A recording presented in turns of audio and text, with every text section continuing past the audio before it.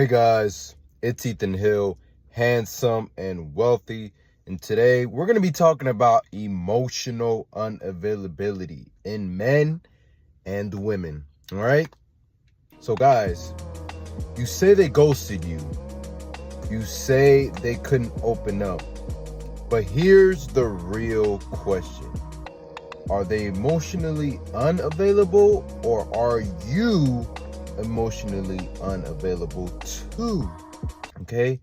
Emotional unavailability is just not about texting back, but it's also the inability or fear of connecting deeply and consistently. You know, guys, it can look like this, okay? Avoiding serious conversations. It can also mean shutting down when things get too real. You might be in a situation right now where you're stuck in a situationship that you probably shouldn't be in.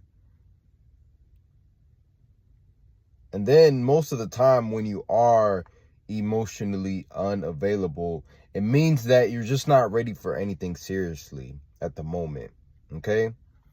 Now here's the twist that you guys need to know is that this isn't just a male problem, but women can be unemotionally unavailable too. They just hide it differently, and I'm going to explain how.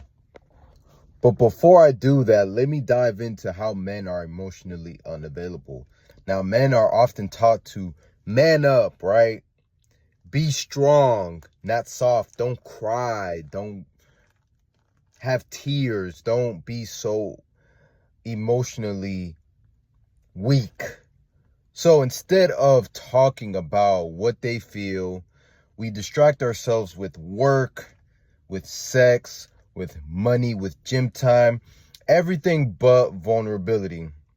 Now, some men are afraid to be seen. Not all men, but because they don't care enough to open up, they weaken themselves by not opening up, by keeping everything inside.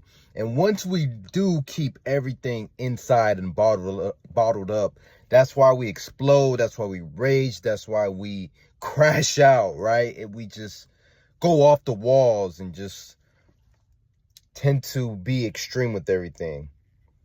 Okay? Now let's see how women explore this side, okay? Because for women, it's different, but it's just as real. So women are emotionally unavailable because they've been hurt before. They only feel safe now when they're in control.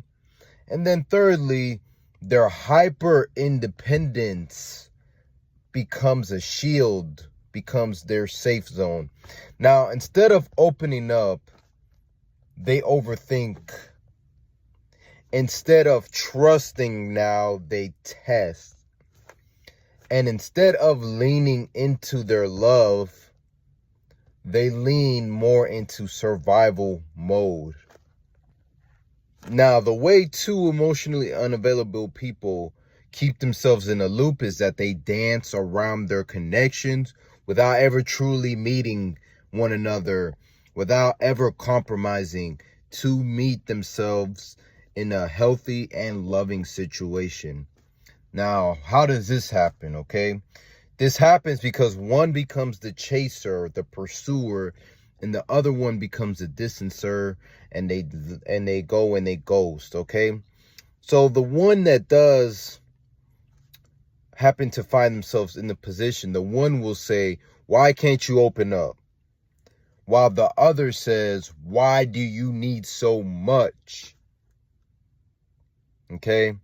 It's not love, guys. When you hear these things, they're not love. It's a trauma bond in disguise until someone decides to show up and break the pattern. But you want to know how you heal this? You got to get honest about your emotional patterns, right? Get honest about emotionally how you deal with things. Take the mask off. all right, with yourself. It starts with us. So take the mask off and be real and authentic. Learn to sit in discomfort without shutting down or running away so quickly, because we tend to do that a lot. And instead, go to therapy. Maybe you want to journal your feelings, talk to friends who hold you accountable, and most of all, don't confuse emotional availability with oversharing. Vulnerability is a depth. It is not drama. So now, if this just hit you, you're not broken. You're just leaning and learning how to love the right way in order to be loved in return. So, guys, fellas, women, drop a comment if you've ever been with someone emotionally unavailable or realize maybe you were that person. And if you did like this video, hit the thumbs up, subscribe, and share this with someone who needs to hear it, because real love starts when we finally show up fully.